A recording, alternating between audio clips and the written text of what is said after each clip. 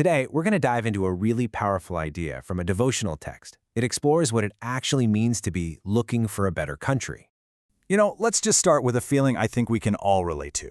Have you ever felt like you're just stuck, living in an unfinished chapter of your life? That sense that you're waiting for the real story to finally kick in? It's frustrating, and honestly, it can feel a lot like failure. But what if it's something else entirely? So the source material we're digging into today actually calls this the unfinished chapter. It's all about making sense of that time in life, between when a promise is made and when it's finally fulfilled.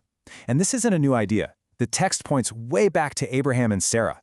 They were promised a great nation, but they spent their whole lives on a journey, living in tents, waiting for something they never fully saw happen on earth.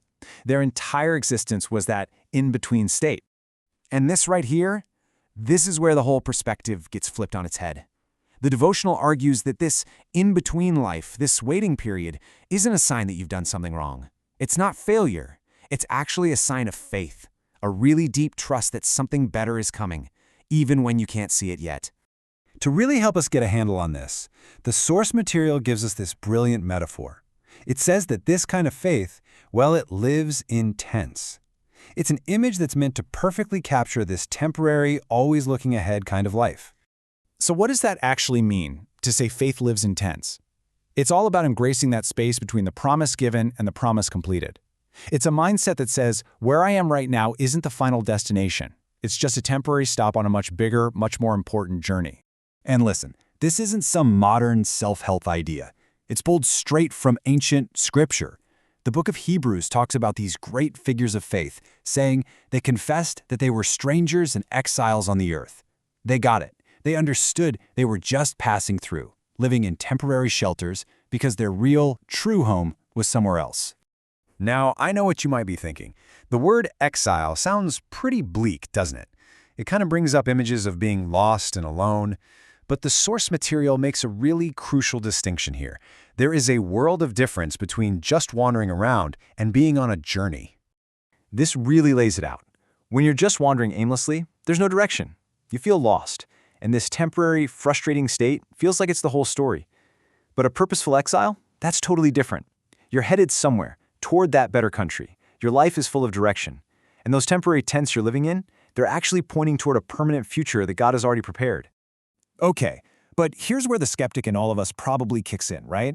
Is this better country just wishful thinking? A nice story we tell ourselves to feel better about our disappointments?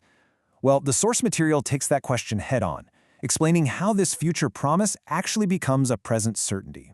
First things first, the devotional is crystal clear about this. The better country is talking about, it's not a fairy tale. It's not a fantasy. It's presented as something way more solid, something real you can actually build your life on.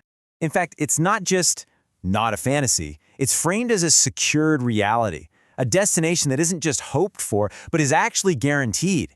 Which of course begs the million-dollar question, what could possibly guarantee a promise that huge? And here it is. This is the absolute pivot point of the whole argument. What takes this hope from being just a nice idea and turns it into a guaranteed reality? It's a single historical claim. Because he rose from the dead. In this way of thinking, the resurrection is the ultimate anchor. It's the proof, the down payment, that shows God keeps his promises. It's what secures the reality of that better country and makes the journey there totally meaningful. Okay, so that's the big idea. But how does this actually apply to you and me? Right now, in our own unfinished chapters. The text gives us a really practical step for finding meaning while we're stuck in that waiting period. It's a simple three-step reflection. First, just take a second and think about a current earthly disappointment, something that feels unresolved. Got it? Okay, second, consciously place that feeling right next to the promise of this better, secured country. And then third, remember this key idea. Not every deep desire you have, not every holy longing is meant to be fulfilled right now. Some of them are destined for that future reality. All right, so let's do a quick recap. We kicked things off with that super common feeling of living in an unfinished chapter. But then we learned that this doesn't have to be seen as failure, but as a life of faith lived in tents. We saw that this state isn't just aimless wandering, but a purposeful journey with a real destination. And finally, we saw how this hope isn't just a fantasy, it's presented as a secured reality, anchored in the resurrection, which can give incredible meaning to our lives right here and now. Which really just leaves us with one final question to chew on. If this idea is true, if faith really does live in a tent, what does your journey look like today?